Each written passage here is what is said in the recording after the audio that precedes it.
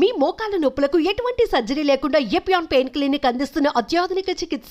Diabetes ఉన్న వాళ్ళు ఎలాంటి ఫుడ్స్ తీసుకుంటే ఎక్కువ బెనిఫిట్స్ తెలుసుకుందాం. డయాబెటీస్ అంటే ఏంటి, డయాబెటీస్ ఎందుకు వస్తుంది అనేది ఫస్ట్ అయితే మనం తెలుసుకున్నాం. చాలా మందికి డయాబెటీస్ ఏంటి, ఎందుకు వస్తుంది, ఏ ఏజ్ లో వస్తుందో కూడా సరిగా ఐడియా లేకపోవచ్చు. కానీ according to World Health Organization ఇప్పట్లో ఏమవుతుందంటే మనకి ఈ జనరేషన్ లో more than 60% population worldwide by 2050 diabetes తో ఎఫెక్ట్ అయ్యే ఛాన్సెస్ ఉన్నాయని ఒక స్టడీ అయితే మనకి చెప్పింది అనమాట. జస్ట్ ఇమాజిన్, వరల్డ్ లో 60% వరకు డయాబెటిక్ పేషెంట్స్ ఉన్నట్లయితే, అంటే ప్రతి ఒక్కరి చిన్న పిల్లల నుంచి పెద్దవాళ్ళ వరకు ప్రతి ఒక్కరు డయాబెటిక్ తో సఫర్ అయితే మనకి మన మెటబాలిక్ రేట్ అనేది ఎంత డిస్టర్బ్ అయిందో తెలుసుకోవచ్చు. ఎందుకంటే డయాబెటీస్ అనేది ఒక మెటబాలిక్ డిసార్డర్. అంటే మన మెటబాలిక్ ఎప్పుడైతే మన మెటబాలిక్ రేట్ దెబ్బతింటదో ఇది డయాబెటీస్ కానివ్వండి, ఒబేసిటీ, హైపర్ టెన్షన్ ఇలాంటి జబ్బులకి రావడానికి లాంటిది అన్నమాట. మెయిన్ గా మనకు మెటబాలిజం ఎందుకు దెబ్బతింటుంది, అదే ఈ కాలంలో ఎందుకు ఎక్కువగా ఉంది. 90-70 ఇయర్స్ బ్యాక్ మన పెద్దవాళ్ళు ఎందుకు డయాబెటీస్ తో సఫర్ అవ్వలేదు, మనం మాత్రం ఎందుకు సఫర్ అవుతున్నాం?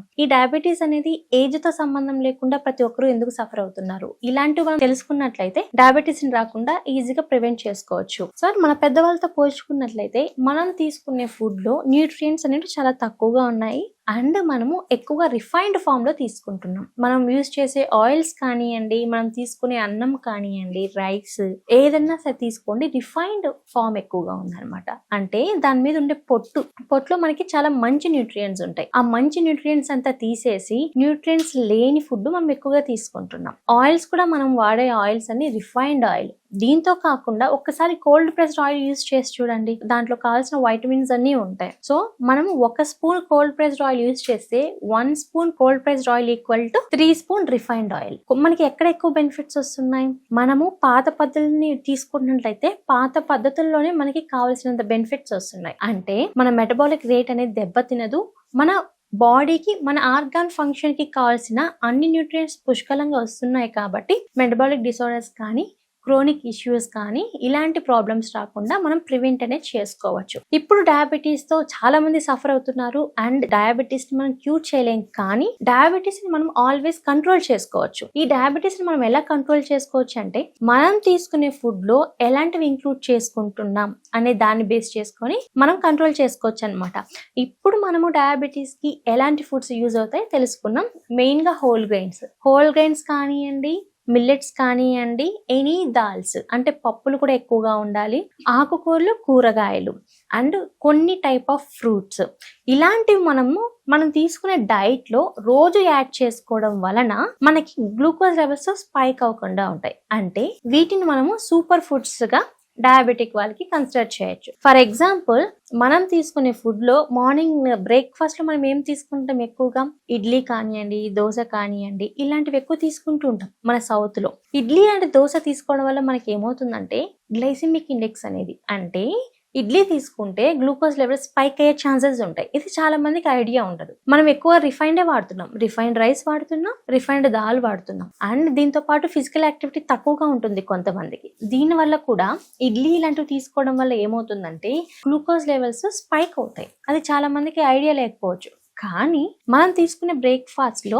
ఇడ్లీ కన్నా దోశకి బదులుగా మనము హెల్దీ బ్రేక్ఫాస్ట్ అంటే ఎక్కువగా దాల్ ఉండేటట్టు కానివ్వండి, స్ప్రౌట్స్ ఉండేటట్టు, చిల్లాస్ కానివ్వండి, దీంతో పాటు రైస్ లేకుండా ఓన్లీ దాల్తో చేసిన పెసరట్టు, దాంట్లోకి ఆనియన్స్, నార్మల్గా గ్రౌండ్ నట్ చట్నీ కాకుండా మనం మామూలుగా పుదీనా చట్నీ కానివ్వండి, కొత్తిమీర చట్నీ ఇలాంటివి మనం రీప్లేస్ చేసుకుంటే గ్లూకోజ్ లెవెల్స్ స్పైక్ అవ్వవు అనమాట. అంటే మన బాడీకి కావాల్సిన ప్రోటీన్ అనేది మనము బ్రేక్ఫాస్ట్ లో ఎక్కువగా తీసుకోవాలి. ప్రోటీన్ తీసుకుంటే మనకి ఏమవుతుందంటే గ్లూకోజ్ లెవెల్స్ స్పైక్ అవ్వవు.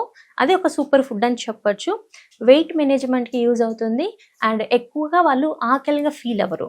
సో ఆకలికి తగ్గించడానికి కూడా మనకి ప్రోటీన్ ఫుడ్ అనేది చాలా ఇంపార్టెంట్. సో ఈ ప్రోటీన్ ఫుడ్ అనేది మనకి ఎక్కువగా పెసరట్టు కానివ్వండి, దాల్స్ కానివ్వండి, దీంతో పాటు మనకి ఎగ్స్ కానివ్వండి, egg whites 3 to 4 egg white తీసుకోవచ్చు. ఎల్లో మాత్రం ఒకటే తీసుకోవాలి. హెల్దీ బ్రేక్ఫాస్ట్ గా స్ప్రౌట్స్, మూంగ్ దాల్ స్ప్రౌట్స్ కానివ్వండి, కుక్కుడు స్ప్రౌట్స్ కానివ్వండి, with little amount of poha, ఇలా మనము మిక్స్డ్ వన్ తీసుకుంటున్నట్లయితే మన బాడీకి కావాల్సిన ప్రోటీన్ వస్తుంది. కాబట్టి గ్లూకోజ్ లెవెల్స్ స్పైక్ అవ్వకుండా ఉంటాయి అనమాట. సో అది మనం ఒక హెల్దీ ఫుడ్ అని చెప్పొచ్చు, సూపర్ ఫుడ్స్ ఫర్ డయాబెటీస్ అని చెప్పొచ్చు. లంచ్ లో మనం రైస్ తీసుకున్నంత డెఫినెట్లీ రైస్ తీసుకోవచ్చు, బట్ క్వాంటిటీ ఎంత తీసుకుంటున్నాం అనేది కూడా ఇంపార్టెంట్. చాలా మంది డైట్ లో మెయిన్ గా చేసే మిస్టేక్ ఏంటంటే రైస్ అనేది క్వాంటిటీ ఎక్కువగా ఉంటుంది, దాంట్లోకి వెజిటేబుల్స్ కానీ దాల్ కానీ రిమైనింగ్ మన బాడీకి కావాల్సిన న్యూట్రియంట్స్ ఏ ఫుడ్ నుంచి వస్తాయో ఆ ఫుడ్ మనం తక్కువ యాడ్ చేసుకుంటున్నాం.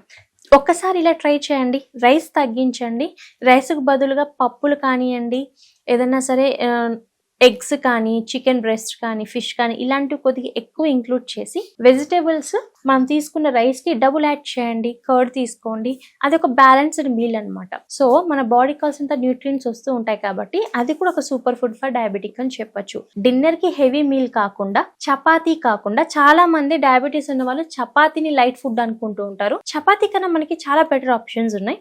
దాంట్లో నెంబర్ 1 ప్లేస్ వచ్చి మిల్లెట్స్కి వెళ్తుంది. మిల్లెట్ కిచడీ లాగా మనం తీసుకున్నాం అనుకోండి, ఒక cup with lot of vegetables, అది కూడా డయాబెటీస్ ఉన్న వాళ్ళకి సూపర్ ఫుడ్ అని చెప్పొచ్చు.